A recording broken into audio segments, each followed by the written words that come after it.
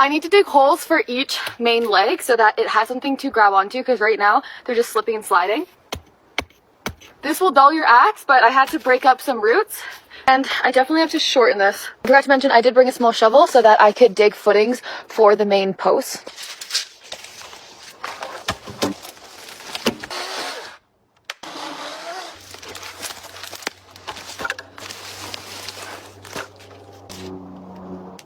This is turning out to be more challenging than I thought. I need to get a bunch of braces. There's this tree and it's going along the entire ravine.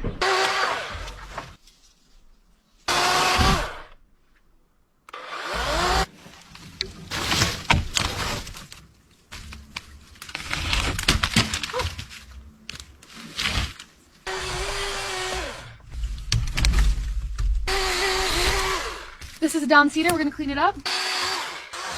Okay, the sun is going down in like